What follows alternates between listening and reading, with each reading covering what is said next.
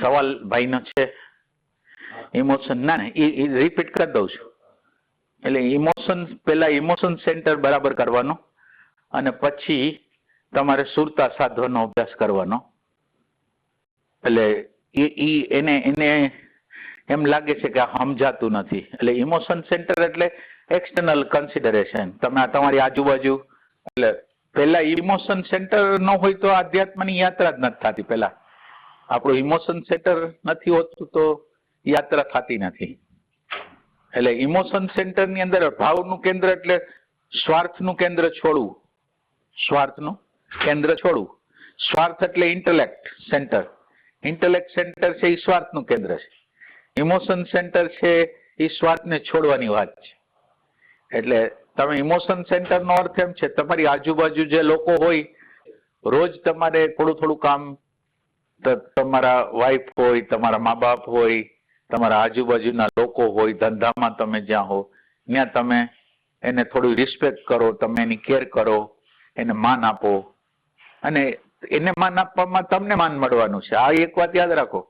તમે જયારે બીજાનું અપમાન કરો છો ત્યારે બીજા લોકો અપમાન કરે છે. તમે જયારે બીજાને માન આપો છો તો એ અપમાન કરવાની હિંમત ન કરી શકે. આપણે રિલેશનશીપ ની અંદર આ રીતનું કરતા હોય છે, બીજાને કરવા જાય છે, એને લીધે આપણું થાય છે. એટલે ઇમોશન સેન્ટર છે એ બીજા લોકોનો સેલ્ફ સેન્ટર માંથી બહાર નીકળવાની પ્રક્રિયા છે. એટલે આ એક વસ્તુ જોવાની. સ્વાર્થનું કેન્દ્ર તમારે આખો દિવસ તપાઈતા રાખવાનું. સ્વાર્થનું કેન્દ્ર હાલે છે કે એક્સટર્નલ કન્સિડરેશન નું હાલે. જોઈ લો.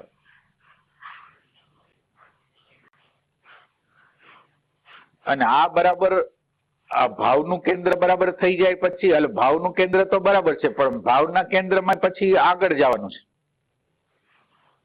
ભાવનું કેન્દ્ર રાખો છો, હવે એમાં શું થાય કે તમે ભાવનું કેન્દ્ર રાખો છો પણ સામેવાળા રિસ્પોન્સ નથી કરતા. તો સામેવાળા રિસ્પોન્સ હવે ભાવને થોડુંક વધારે ડિટેલથી આગળ જવું છે. એ તો રિએક્ટિવ છે. તો હવે એના માટે હવે બીજા લોકો માટે આપણે કર્યું છે ને એ લોકો આપણા માટે કઈ કરતા નથી. તો હવે તમારા પ્રેમનું લેવલ વધારવું હોય તો આ જગ્યાએ તમારા પ્રેમને જવા નથી દેવાનો. કે એને બિચારાને સમજ નથી પડતી. એના કોઈ એવા ટ્રેક છે કે બેહોશીથી ટ્રેકને આઈડેન્ટિફાઈ થઈ જાય છે અને કરે છે.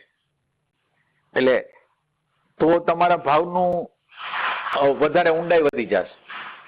એટલે આપણે આ લેવલે જ હોય છે કે આપણે એના માટે કરી છીએ, એ આપણા માટે કરે છે, એ રિલેશનો સારા છે. પણ આપણે એના માટે કરી છીએ, એ લોકો આપણા માટે કઈ નથી કરતા, એટલે આપણા રિલેશનો બગડે છે.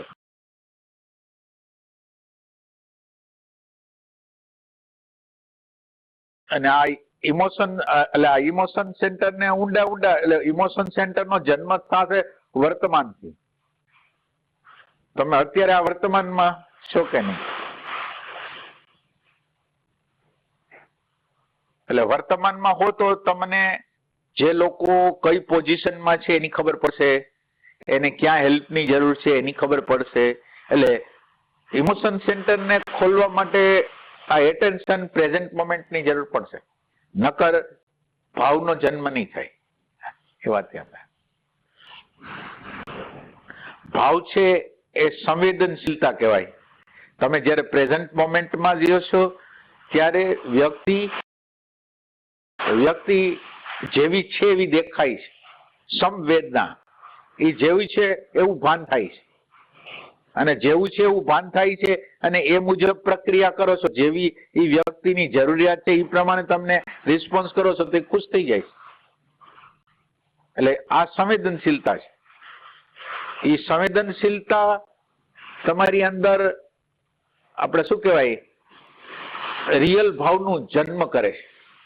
સંવેદનશીલતા જેમ જેમ આવવા માંડે ને એમ તમારી અંદર રિયલ ભાવ આવતો જાય. એના પછીનું સ્ટેપ છે એ ભાવનું. એટલે દાખલા તરીકે કોઈ આપણા ઘરની અંદર બીમાર છે અને બીમાર છે તો આપણે એ લોકોને એ લોકો માટેની કેર કરી છે, એને પૂછી છીએ, એને કંઈક આપી છીએ. તો આ જે પૂછવાની આપવાની જે પ્રક્રિયા છે એ ફોર્માલિટી છે કે તમારે ખરેખર એટલે નકરી મને મેણું મારશે એના માટે છે કે ખરેખર તમારી અંદરના ભાવમાંથી જન્મે છે. અને આ ભાવ પછી એવો ભાવ છે કે એ પછી એવું જોતો નથી કે આ ઘરનો છે કે આ બહારનો છે, એવું ભાવ નથી જોતો પછી. એટલે આ એક્સટર્નલ કન્સિડરેશન છે ને એ ભાવ છે. આ ખુલે પછી સુરતાને સાધવાની છે. તમારી અંદર ભાવ તો ઘણો છે, પણ ભાવના ફ્લક્ચ્યુએશનો છે. અને હવે સુરતાને સાધવા દ્વારા ભાવના ફ્લક્ચ્યુએશનો છે એને બરાબર સેન્સિટિવિટીમાંથી રિયલ ભાવમાં ને રિયલ ભાવમાંથી રિયલ અન્ડરસ્ટેન્ડિંગ લગીને એને લઈ જવાના છે. એટલે પછી તમારી સુરતા સાધવા માટે, એટલે ઇમોશનનો જન્મ સુરતા સાધવા વગર આવે નહીં, વર્તમાન ક્ષણ દ્વારા. એટલે પછીનું જે સ્ટેપ છે એ આ છે. સાચો ભાવનું જન્મ કરવો હોય તો તમારે પ્રેઝન્ટ મોમેન્ટને મૂલ્ય આપવાનું છે. એટલે સુરતા સાધવાનો અભ્યાસ એ રીતે. અને આ બે અંતઃકરણના, એટલે હવે આ આત્મા માટેની વાત નથી, આ અંતઃકરણ માટે છે.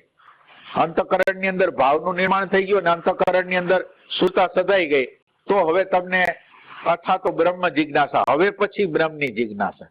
મળ અને વિક્ષેપ નથી, ફક્ત આવરણ છે, એવા લોકોને આ હું કોણ છે એની શોધ થશે. એ પેલા નહીં થાય. એટલે અથાતો જે બ્રહ્મ જિજ્ઞાસા છે ને, એમાં અથાતોની એટલે હવે પછી એટલે ક્યારે? મળ વિક્ષેપ જેના સાફ થઈ ગયા છે, ફક્ત આવરણ છે, એના માટે બ્રહ્મ જિજ્ઞાસા.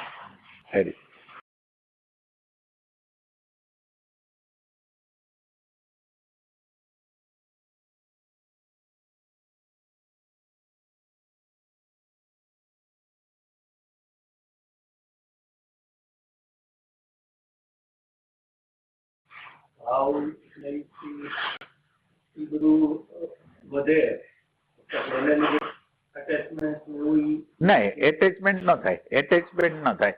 આ ભાવની અંદર એટેચમેન્ટ ન થાય. આ તમને એટલે અત્યારે તમે જેને ઇમોશન સેન્ટર કહેતા હોય, ઇમોશન સેન્ટર કેવું હોય કે એ વહેવા તો માંગતું હોય, પણ વહેવામાં જેને અડચણ આવી ગઈ, એને કઈક હેરાન કર્યો, તો સીધું પરિણામ દ્વેષનું. એટલે તમારું જે અત્યારે ઇમોશન સેન્ટર છે એ ફ્લક્ચ્યુએટેડ થતું હોય, રાગમાં દ્વેષમાં. અત્યારે ભાવ છે અને એ ભાવ મુજબ ન થયું તો એને ક્રોધ આવી ગયો. આ બાળક છે, એના મધર એને ખવડાવવા માંગતા હોય અને ખાતો ન હોય તો ઝાપટ મારે, તો તમે વિચાર કરો કે આ ઇમોશન છે. એટલે એને વેલ્યુ એવી છે કે મારો છોકરો છે અને આને કઈ ન થવું જોઈએ, અને પોતાના ઇમોશન માટે એને મારે છે. ઇમોશન છતાં ઇમોશન સ્વાર્થમાંથી ઉભું થયેલું. તમે શું કીધું હતું?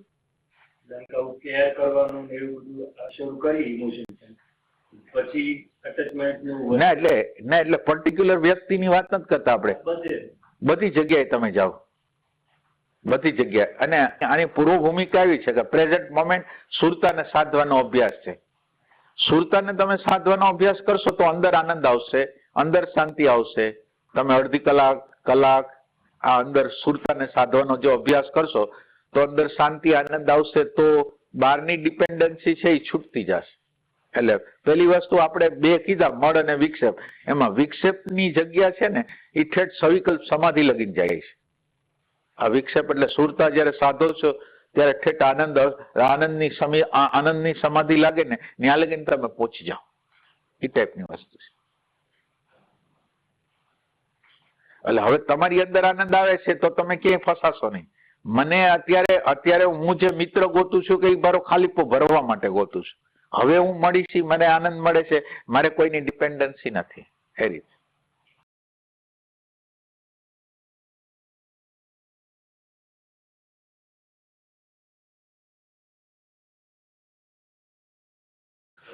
ઉર્જાનું ટ્રાન્સફોર્મેશન છે, કે વર્તમાન ક્ષણમાં રહેવાનો પ્રયાસ કરીએ છીએ તો મૂલાધારથી ઉર્જા છે તરફ છે ગતિ કરે છે. તો આ વર્તમાન ક્ષણમાં જે ઉર્જાનું ટ્રાન્સફોર્મેશનની નિશાની છે કે ઉર્જાનું ઉદ્ગમન જે થાય છે. ના, એટલે ઈ છે ઉર્ધ્વગમન અને શુદ્ધિકરણ છે. ઉર્જાનું ઉર્ધ્વીકરણ અને શુદ્ધિકરણ છે. ટ્રાન્સફોર્મેશન હજી વાર છે. ટ્રાન્સફોર્મેશન ને ઘણી વાર છે હજી. એટલે ખાલી આ તો તમને ઝલક મળે છે. અંદર જુદા જુદા પ્રકારની સેન્સિટિવ, એટલે તમારા પ્રાણોની અંદર જુદી જુદી ગતિ, મજા આવે એવી ગતિ હોય અંદર, બહુ ખુશ થઈ જાય એવી ગતિઓ હોય અંદર. તો અથવા અતિન્દ્રિય ભવિષ્યની ખબર પડે, બીજાના વિચારોને ખબર પડે, એવું બધું આની અંદર હોય છે. એટલે એ તો સ્ટાર્ટિંગ પોઈન્ટ છે. એ સ્ટાર્ટિંગ પોઈન્ટ. ટ્રાન્સફોર્મેશન પછીની વાત છે. ના, એટલે થાય કેવું કે શુદ્ધિકરણ એટલે શું? શુદ્ધિકરણ એટલે વિચાર તમે કરો છો એ અશુદ્ધિકરણ છે, અને વિચારમાં નથી હોતા અને હાજરી હોય છે એટલે શુદ્ધિકરણ. એટલે વિચાર આઈડેન્ટિફાઈ નથી થતા. વિચાર આઈડેન્ટિફાઈ થવા દ્વારા નેગેટિવિટી આવવાની શક્યતા. તો હવે ઈ આપણે નથી કરતા. વિચાર જેવો આવે છે એવો કપાઈ જાય છે, એવો આપણે જોઈ શકીએ છીએ. એટલે એને શુદ્ધિકરણ કહે. અને એ શુદ્ધ થાય એટલે ઉર્જા બચે. હવે આ ઉર્જા છે એ બીજી કોઈ જગ્યાએ જવા કોશિશ કરે પણ તમારી હાજરી છે એટલે કટ ઓફ થઈ જાય. તો કટ ઓફ થઈ જાય એટલે ઉર્જા બચતી જાય, અને એ ઉર્જા બચે એ પછી ઉર્ધ્વ થાય. એ ટાઈપની વસ્તુ. એટલે એના દ્વારા આનંદ આવે, શાંતિ આવે અમુક સમયે. તો એ બધી વસ્તુ છે નહીં. પણ પછી હવે આ ઉર્ધ્વીકરણ શુદ્ધિકરણ થયું છે, પછી રાગ દ્વેષ ઉપર કેવી રીતે કામ કરવું? હવે આ તો થઈ, આ તો પ્રાણ નું થયું. હવે રાગ દ્વેષ તો થવાના જ કોઈ ને કોઈ રીતે. તો હવે રાગ દ્વેષ ઉપર કેવી રીતે કામ કરવું? એ ત્યાંથી ટ્રાન્સફોર્મેશન ની શરૂઆત થાય.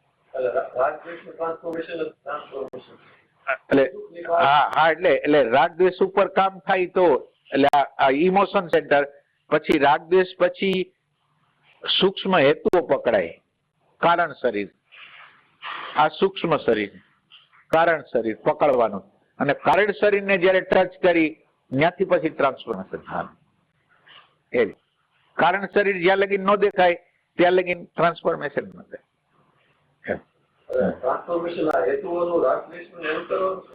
ના, એટલે રાગ દ્વેષ થાય છે, પણ રાગ દ્વેષ ના મૂળિયા શું છે? રાગ દ્વેષ નું કારણ શું છે? કારણ લગીને પહોંચવાનું.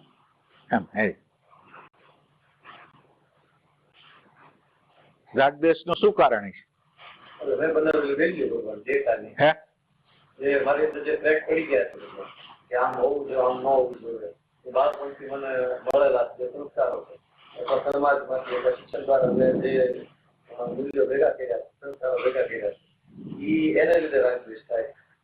ઈ અડધું કારણ છે.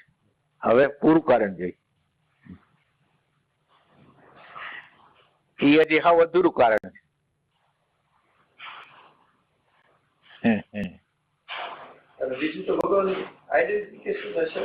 ના, એટલે સ્વનું વિસ્મરણ જે છે ને, સ્વનું વિસ્મરણ જે થયું એટલે આમાં ચોટી ગયા આપણા દ્રશ્યની અંદર. એમ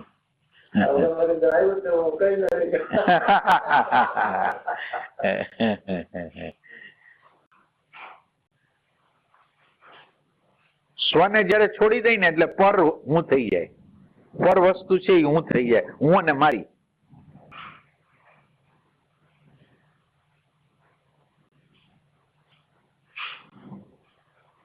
આજે ઉર્જા ટ્રાન્સફોર્મેશન થાય છે, સરસરાથી વહી જાય છે આગળ, તો ભગવાન એનથી તે બધા શરીરો બનવાની શરૂઆત થશે. પ્રાણ શરીર છે કે પછી સૂક્ષ્મ શરીર? એટલે સહસ્ત્રદલ એટલે તમે એમ સમજો, સહસ્ત્રદલ ને હવે સહસ્ત્રદલ નામ કાઢી નાખી, એને પ્રજ્ઞાનો પ્રદેશ બનાવી દઈ. આજ્ઞા ચક્ર નું નામ ફેરવી નાખી, પ્રેમનો પ્રદેશ નામ આપી દઈ. એટલે ઈ ટાઈપે છે.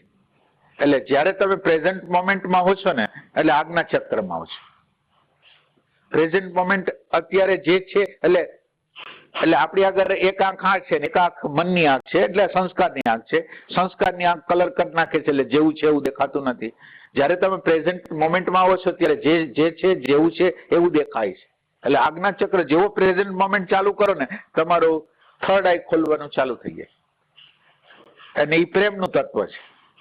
તમે પ્રેઝન્ટ મોમેન્ટમાં રહેવા માટે પ્રેમ ઘણો જોઈએ છે. એ પ્રેમ ન હોય તો તમે ન કરી શકો. એ પ્રેમનું પરિણામ પ્રજ્ઞા છે પછી. હા.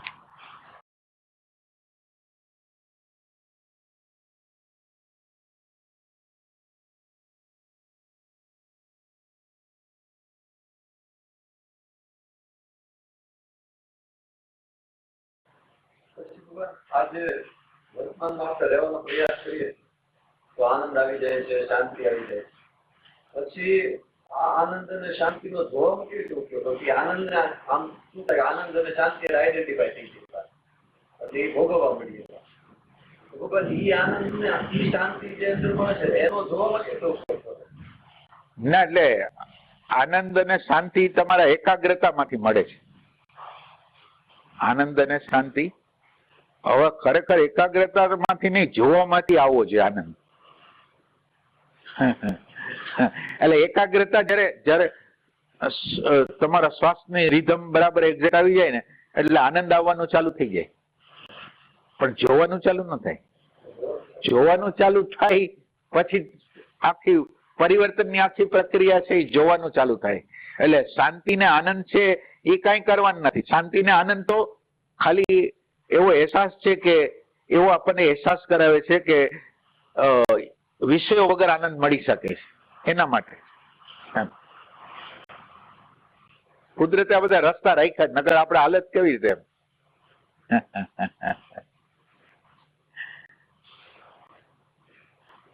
અત્યારે તમે એકાગ્રતાનો અભ્યાસ કરીએ સેન્ટર એટલે એક પ્રકારની એકાગ્રતા એટલે સાધવાનો અભ્યાસ તો પછી આની આગળનું ના, એટલે સેન્ટર ને આપણે અત્યારે એમ કહી છીએ કેન્દ્ર. કેન્દ્ર એટલે હાજરી. અત્યારે કેન્દ્ર એટલે આપણે હાજરી કહી છીએ અને આ હાજરીને આપણા સબકોન્શિયસ લગીને લઈ જાવી છે. સબકોન્શિયસ એટલે તમે પછી જાગૃત ન હોતો પણ એ અંદર જાગૃત હોય.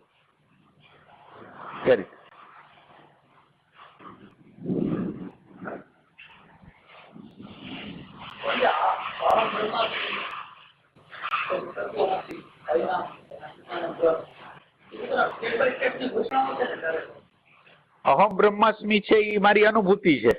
તત્વમસી ગુરુ તરફથી કહેવામાં આવેલું છે, તત્વમસી તે તું છે.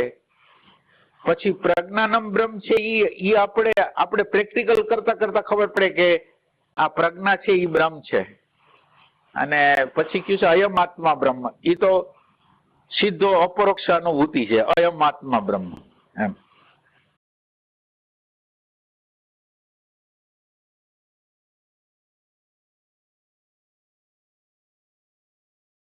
એટલે આ જે તમારું એટેન્શન છે ને એ જ બ્રહ્મ છે.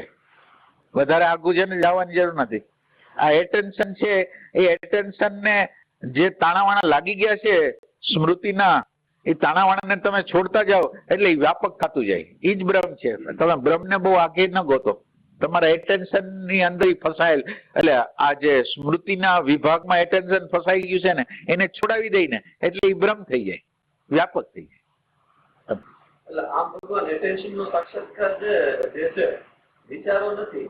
ના, હમણાં હાજરી છે વિચારો વગર. ના, એટલે હમણાં ગરમી થતી હતી એવો અહેસાસ થયો ને એટલે ગરમી થાય છે એ ભાન નામનું તત્વ પ્રકાશ કરે. આ બોડીની અંદર આપણે જ્ઞાનેન્દ્રિયો ને બધું છે. હવે એને બોડીએ એક મેસેજ આપ્યો ગરમી થાય છે, પણ એ ગરમીનો મેસેજ કોઈ વાંચે નહીં તો ભાન નામનું તત્વ છે એને પ્રકાશ કર્યો. આ બધાને કઈ ખબર ન પડે. એ ખાલી મેસેજ જેમ વોટ્સએપ ની અંદર મેસેજ આપી દે, વાંચો તો ચેતનને કરવું પડે એમ એટેન્શન એને વાંચે છે. એટલે એ એટેન્શન તરફ તમારું ધ્યાન જવાનું ચાલુ થાય ને આમ ને બદલે આમ જાય ને તમને એના પ્રત્યે અહોભાવ થશે. ના,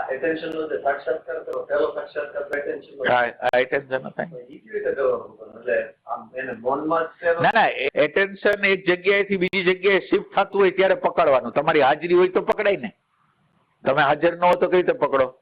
મને તમે અહીંયા બેઠા છો ને તમારી ઘરે વિચાર આવી ગયો તમારા વાઈફ નો, તો હવે ઈ તમારી હાજરી હોય તો પકડાશે કે હાજરીથી? હવે એટેન્શન અહીંયા હતું, ત્યાંથી ભાગ્યું, તમારી હાજરી છે તો એટેન્શન અહીંથી વાં વયું ગયું એ તમે જોઈ શકો.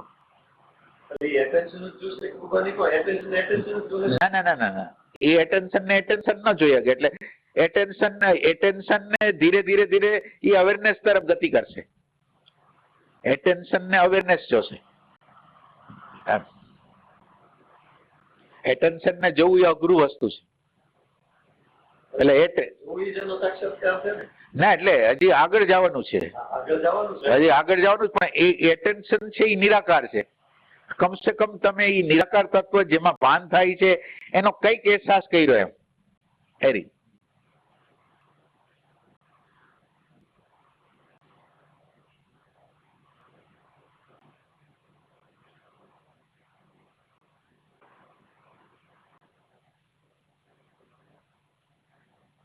અવેરનેસ ને કોન્શિયસનેસ જોઈ શકે. ભગવાન જે સબકોન્શિયસ માં જાય છે એ શું જાય છે? એટેન્શન જાય છે કે એટેન્શન જાય છે? એટેન્શન.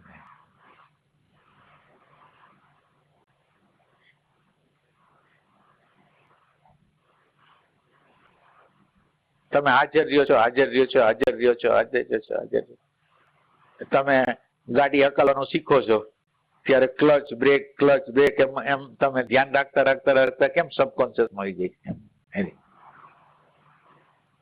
કોઈ પણ વસ્તુ શીખતા હોય ને ત્યારે રાજાની જરૂર પડે. Direct attention. રાજા એટલે ડાયરેક્ટ એટેન્શન.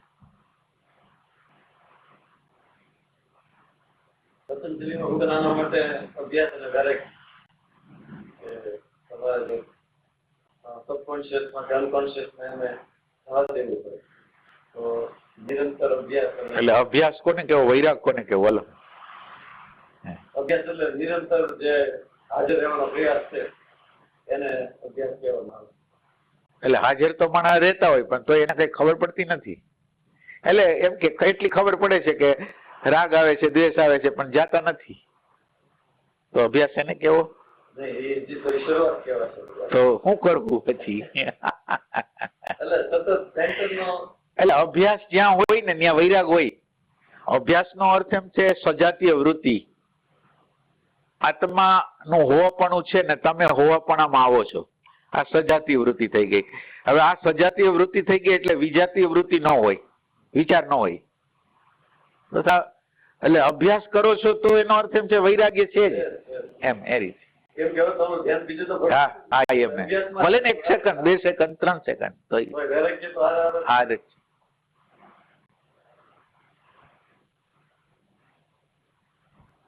એકને સજાતીય વૃત્તિ કે એકને વિજાતીય વૃત્તિ કે. એટલે તમારી પ્રેઝન્સ છે એ સજાતીય છે, વિચાર છે એ વિજાતીય છે.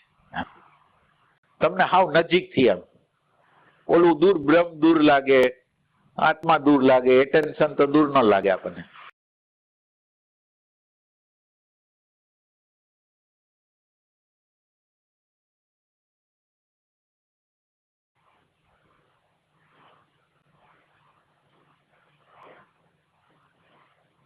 ધ્યાનનું જે વાતાવરણ હોય ને ત્યારે આપણે કંઈ કરતા નથી.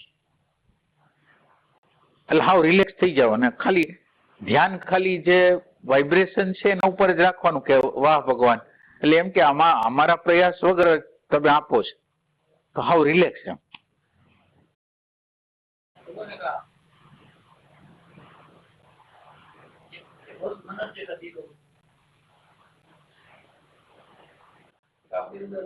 કોઈ પણ રીતે 5 ઇન્દ્રિયોના માધ્યમથી ઇમ્પલ્સ દાખલ થઈ ગઈ.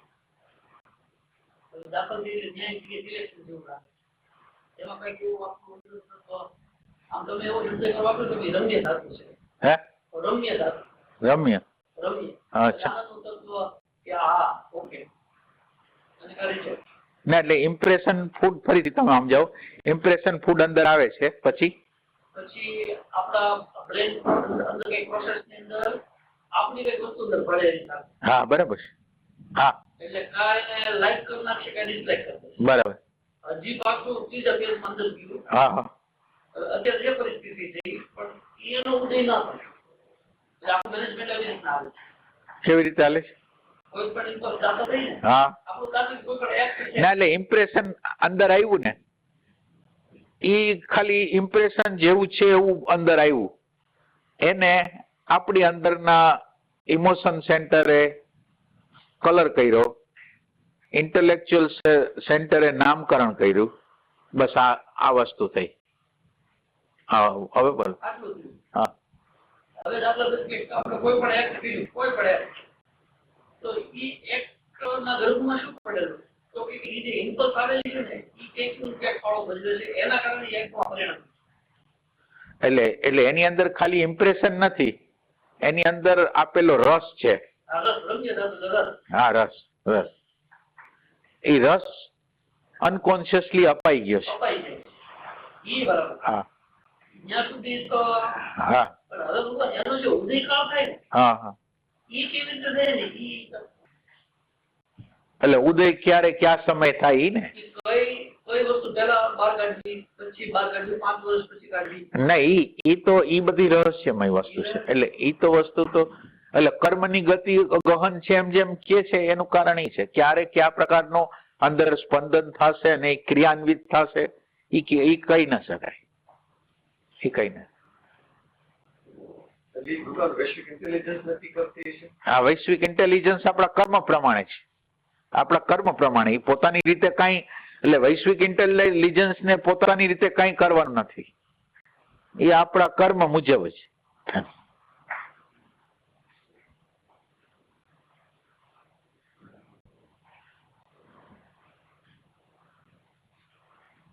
એવી કુશળતા પ્રાપ્ત કરી શકાય કે જે રસનું તત્વ જ્યારે ભળતું હોય ત્યાં સુધી જાગૃતિ એની.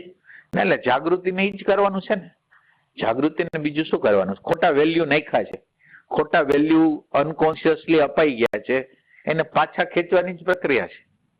ખોટા વેલ્યુ એટલે એમ કે પૈસાનું મૂલ્ય છે, પ્રતિષ્ઠાનું છે, ઇમેજનું છે, પર્સનાલિટીનું હોય, ભલે કેટલું છે એટલું રાખો.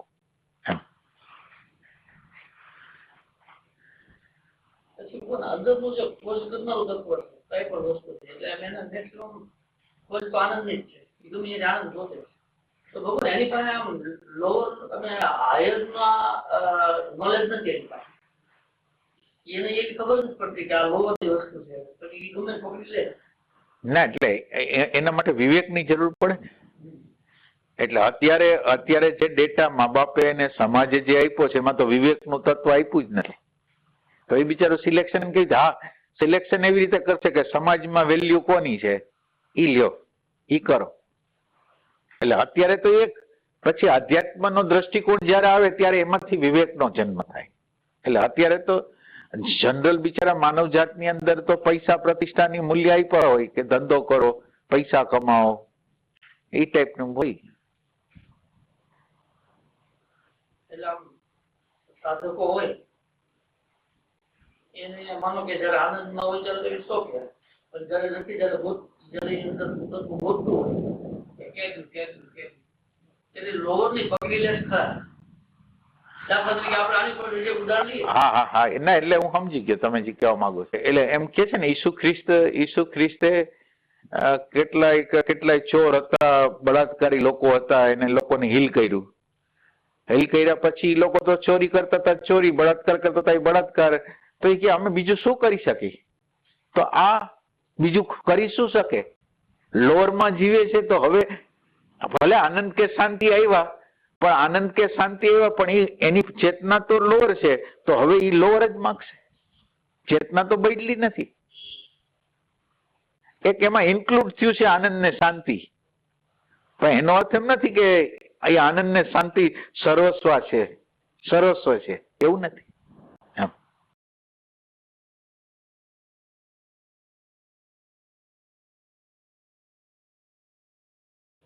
એટલે આના પછી તો સેક્સ ની જરૂર પડે. તમને આનંદ આવ્યા પછી સેક્સ ની જરૂર પડે, તમારું ટ્રાન્સફોર્મેશન ન થયું હોય તો. એની સિવાય કે લાગે ને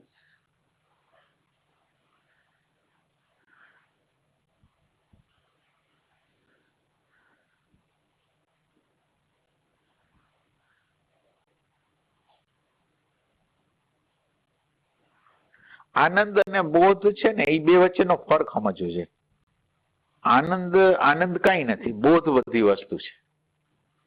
અને બોધ ને વિચાર સાથે સંબંધ છે. અત્યારે તમે માનો કે ચિત્તની વૃત્તિને ફરજિયાત રીતે એકાકાર કરી નાખો, નાભીની અંદર જવા દો, તો તમને આનંદ ને શાંતિ આવી જાય, બોધ ન થાય. બોધની અંદર તમે હોવા જોઈએ, તમે એટલે તમારું હોવા પણ હોવું જોઈએ, અને સામે પ્રકૃતિ હોય તો બોધ નામની વસ્તુ પ્રગટ થાય. અને બોધને વિચારને જોવાનો છે. માનો કે તમારો આનંદ અને શાંતિ ટકતા કેમ નથી? તો એ કે જ્યાં રસ છે, જે વસ્તુમાં બહારના બાજુમાં રસ છે અને અંદર રસ નથી, એટલે બહારની બાજુમાંથી રસ ઓછો થતો જાય, અંદરની બાજુ રસ વધતો જાય, તો અંદર જાય. તો એ બોધની જરૂર છે. બોધ એટલે ખરેખર ખુશી ક્યાં છે, બહાર ખુશી છે, અંદર ખુશી છે, એ ગોતવાનું છે, એ બોધ દ્વારા. એટલે બોધ છે એ વિચારના બધાય રાગ હોય, દ્વેષ હોય, ભય હોય, ઘૃણા હોય, એ આખા માળખાને જ્યાં લગીને જોઈ નહીં શકે ત્યાં લગીને તમારો આનંદ શાશ્વત નહીં હોય. વિચારને જોયા વગર શાશ્વતતા ક્યાંય છે નહીં.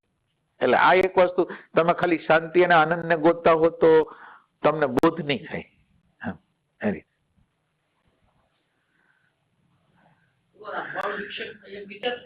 હે?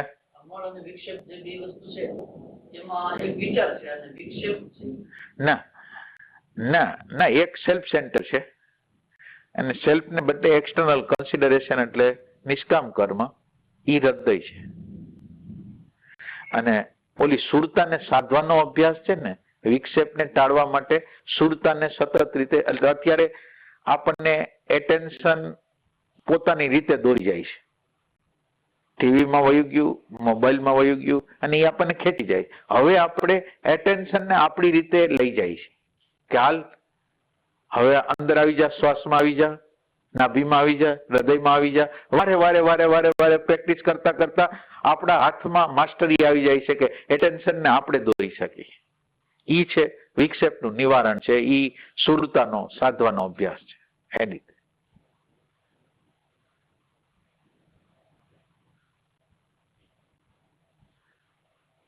આખો દિવસ કેર કરવાની હોય તમારે.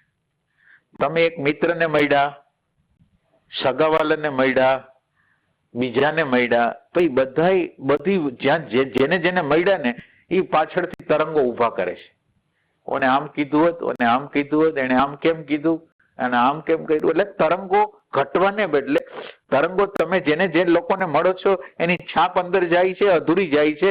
પછી જયારે શાંત હોય છે ત્યારે એને એમ થાય છે કે આમ હતું, આમ હતું, આમ હતું, આમ હતું. એટલે તરંગો વધતા જાય છે, અને તરંગો ને શાંત કરવા એ આપણો અભ્યાસ છે. એટલે તમે જેટલી પ્રવૃત્તિ વધારશો એટલું ચિત્ત વૃત્તિનો નિરોધ નહીં થાય. તમારે કેટલી જરૂરી પ્રવૃત્તિ છે એ ટાઈપ. એટલે તમારે અંદર જવું હોય તો બહારને સમેટી જ લેવું પડે, બહારની બધી વસ્તુને સમેટી લેવી પડે. તમારે એકલા જ થઈ જવાનું છે. હા,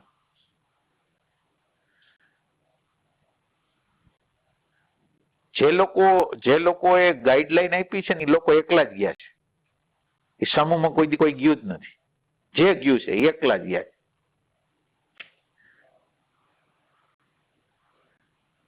કે નહીં?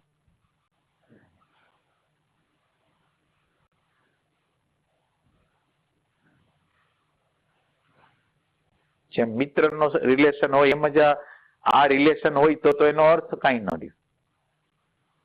આપણે કોઈને રાગથી પકડી લઈએ આપણા મિત્રને, સત્સંગી મિત્રને, એટલે હવે તો આપણી યાત્રા થવાની જ નથી.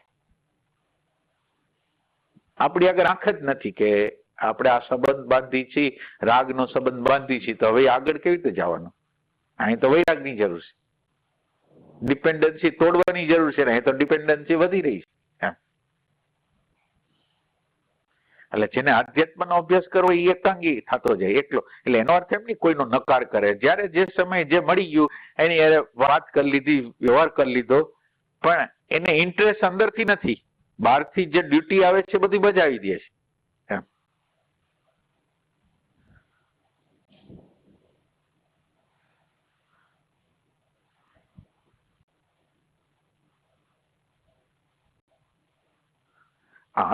અંદરનું તંત્ર છે ને ભીડનું બનેલું છે, જુદા જુદા પ્રકારના અનંત પ્રકારના વિચારોનું. એટલે અંદર ભીડ બનેલું છે, એટલે બહાર એને ભીડ જોઈ છે. મિત્ર મંડળ, સગા સંબંધીનું મંડળ, ધંધાદારી મંડળ, જે કયો જ્ઞાતિનું મંડળ, ગમે.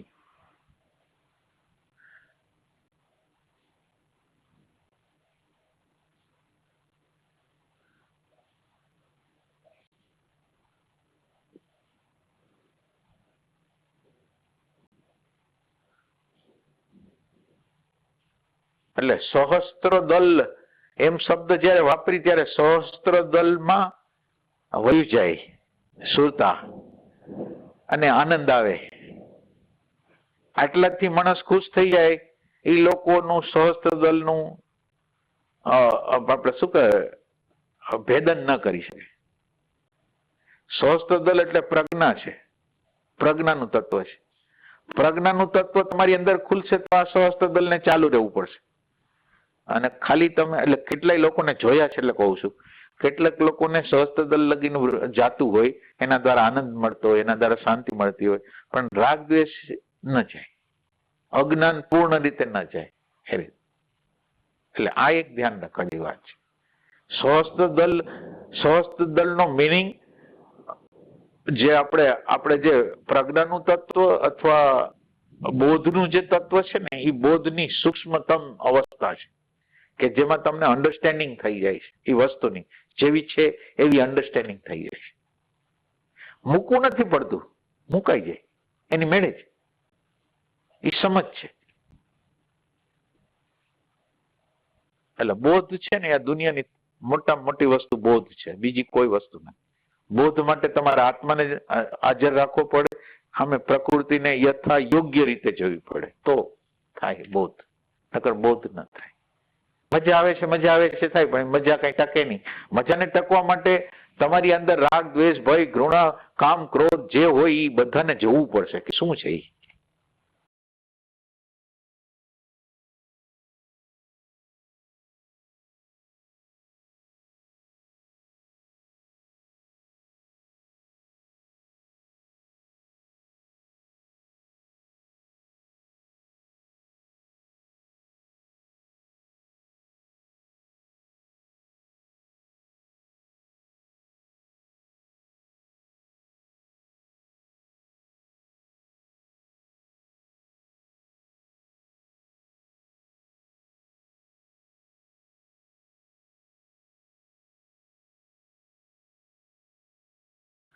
કઈ પ્રશ્ન છે?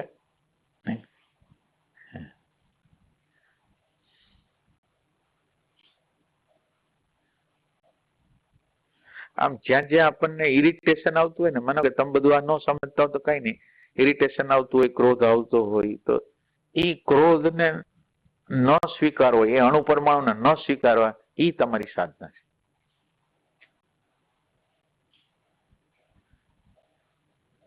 એટલે આને આપણે પ્રેમ કહી કે પ્રેમનું તત્વ હટી જાય છે.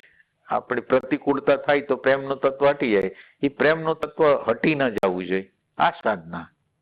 તમે બીજું દ્રષ્ટા બષ્ટા ન લો તો પ્રેમ ને લ્યો, પ્રેમ નથી જવા દેવો, તો એમ કરો એમ.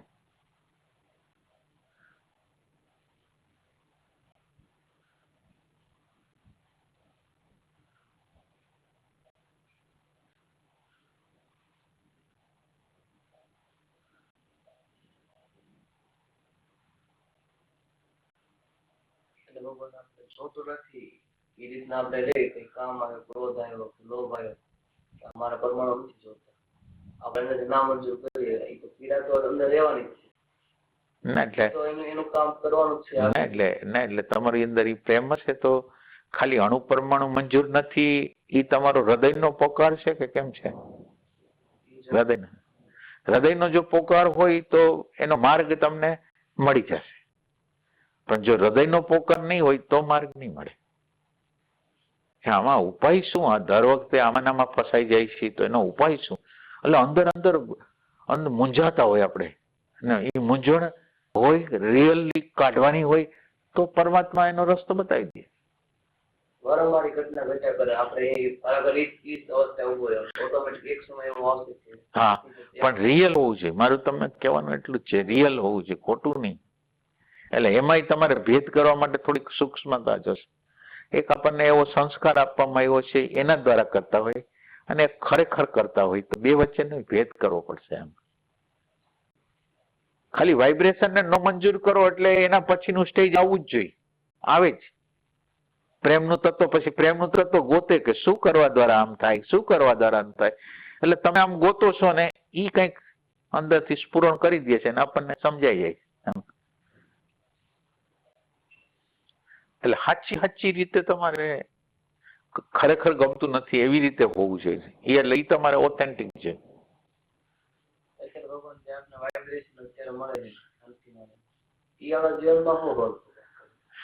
તો તમને એના પ્રત્યેની શોધને તો કરે ને, કે આનંદની શોધ કરવી જોઈએ, શાંતિની શોધ કરવી જોઈએ.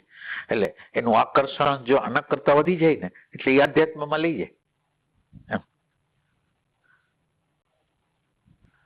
એટલે આનંદ ને શાંતિ છે એ એક પ્રકારનું આમાંથી બહાર નીકળવાનો રસ્તો છે કે ભાઈ આ કુદરતે બધા સ્ટેપ રાખ્યા છે. તમે બધાની અંદર એને એવા સ્ટેપો રાખ્યા છે કે તમને રસ્તો નીકળી જાય. દાખલા તરીકે ભૂત અને ભૂત એક ભૂતકાળ છે આપણે અંદર, ભૂત ભવિષ્ય છે, એક બાજુ સત્ય છે. હવે આ ભૂત અને ભવિષ્ય અને અસત્ય, હવે આ સત્યની વચ્ચે મિડલ કડી શું? તો કે વર્તમાન મિડલ કડી રાખી. અચ્છા, સંતોને મળવા માટે, સંતોને મળવું હોય તો, સાચા સંતોને મળવું હોય તો, હવે સાચા સંતોને મળવા માટે બીજું કંઈક રાખ્યું હોત કે તમે આટલી સાધના કરી હોય તો આપણે ન કરીએ.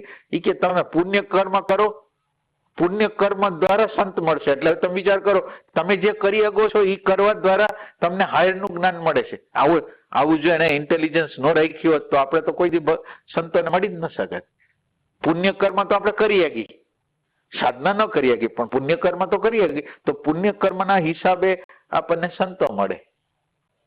આવી રીતે કુદરતે બધા રસ્તા રાખ્યા છે. આ વર્તમાન છે ભૂતમાંથી બહાર, ભૂત ભવિષ્યમાંથી બહાર કાઢી નાખે અને સત્ય તરફ ગતિ કરવા માટેની મિડલ કડી રાખી દીધી. જો ન રાખી હોત તો આપણે સત્યની ક્યાંય પામી ન શકે. એટલે કુદરતે ઘણા રસ્તાઓ રાખ્યા છે બધા.